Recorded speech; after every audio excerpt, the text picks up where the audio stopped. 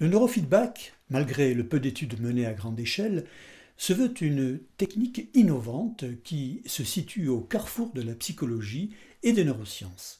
Thérapie non médicamenteuse et non invasive, elle ambitionne d'aider les patients acouphéniques à moduler leur perception des bruits parasites en leur apprenant à intervenir directement sur l'activité du cortex auditif, l'aire cérébrale dédiée au traitement des sons. On sait aujourd'hui, grâce aux récentes découvertes en neurosciences, que l'acouphène est un phénomène qui implique non pas une, mais une multitude de zones cérébrales.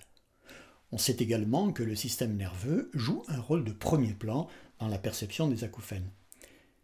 C'est d'ailleurs la raison pour laquelle les symptômes ont tendance à être amplifiés en cas d'épisode de stress. À la lumière de ces découvertes, il apparaît alors pertinent de se pencher sur des thérapies qui proposent justement de traiter l'acouphène en agissant sur les aires cérébrales en cause. Cette reprogrammation nerveuse, ce rééquilibrage du système, c'est exactement ce que cherchent à faire des disciplines telles que la sophrologie, la PNL ou bien encore l'hypnothérapie.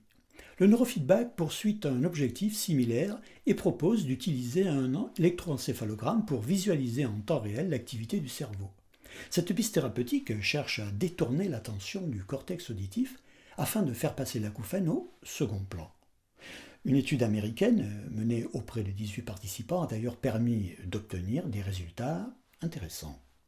Et ceci confirme que nous avons tous en nous la capacité de reprogrammer la façon dont notre cerveau traite les sons, et notamment ceux qui, comme les acouphènes, s'installent à notre insu et altèrent notre qualité de vie.